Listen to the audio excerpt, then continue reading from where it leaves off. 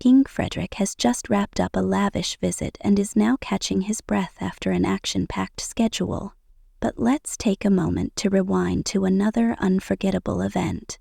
Last Friday, the castle turned into a real royal extravaganza when King Frederik and Queen Mary stepped up as the hosts for the traditional artist ballet for the very first time.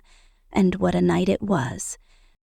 In the majestic Drabantsaal, things were shaking up right from the start. For once, the Danish press was invited to sit on the left instead of their usual spot on the right.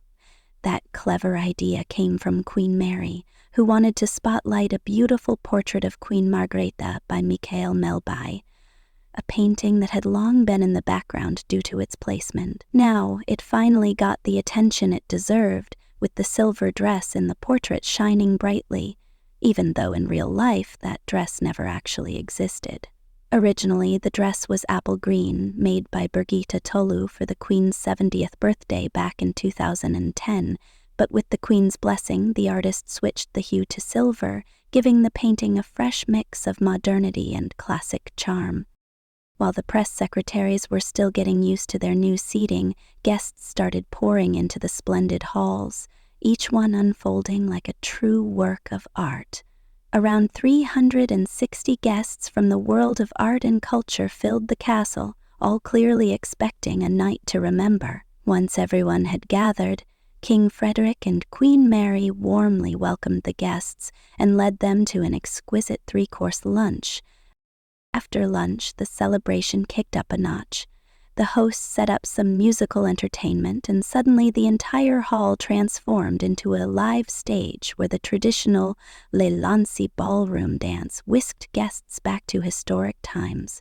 Not many of the attendees were pros at this dance, but that didn't stop King Frederik, Queen Mary, and all the well-known personalities present from joyfully hitting the dance floor, with plenty of laughter and upbeat energy.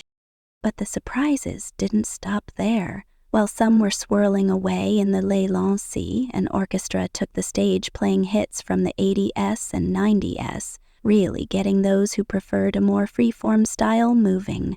Queen Mary, known for her love of a good groove, was the first to jump onto the dance floor to those infectious rhythms, side by side with Danish actor Dar Salim, a name many know from films and TV. It was a delight to see the Queen so much in her element, laughing and moving effortlessly to the lively beats.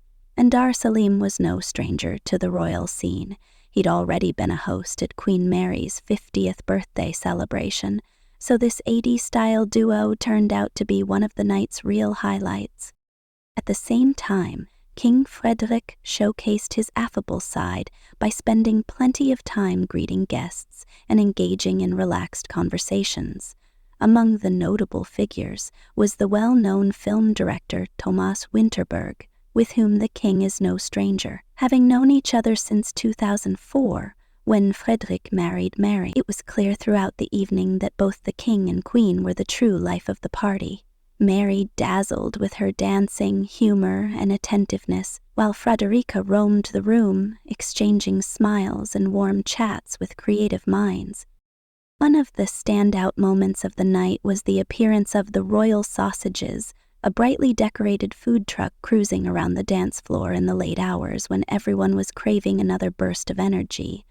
This little food truck had a special backstory. It was created as a surprise for King Frederik's 50th birthday, back when he was still Crown Prince in 2018, complete with a quirky sausage monogram that playfully reimagined the official royal crest. This fun twist perfectly matched the informal vibe of the evening, where traditional royal elements were given a modern, cheeky spin, allowing everyone to grab a hot dog or a vegetarian option, depending on their taste.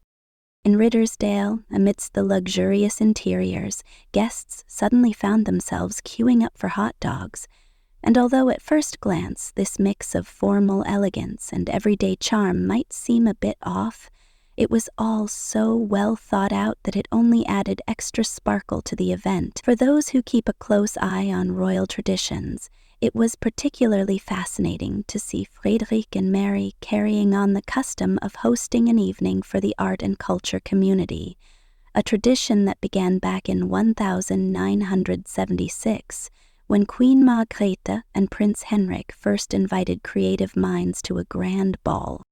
Now, the new generation on the throne is adding its own unique twist to the event, striking the perfect balance between honoring history and embracing fresh ideas.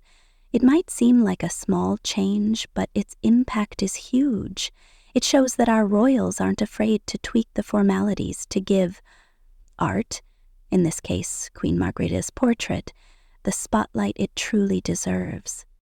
The fact that Queen Mary jumped on the dance floor with Dar Salim, while King Frederik enjoyed easygoing chats about movies and music with Thomas Vinterberg, really highlights how the royal pair seamlessly blend age-old traditions with modern vibes. It was evident that every guest felt warmly welcomed and appreciated. The balance between the royal family's ceremonial grandeur and the relaxed party atmosphere was simply spot on. At first glance, it all seemed like the perfect mix of tradition and innovation. King Frederik and Queen Mary proved they can do things their own way without forgetting their royal roots or the long-established customs. And with so many figures from the Danish art and culture scene in attendance, it was almost poetic that Queen Mary's attention was immediately drawn to the portrait of Margrethe, sparking conversations, while Frederik happily mingled with both old and new creative friends.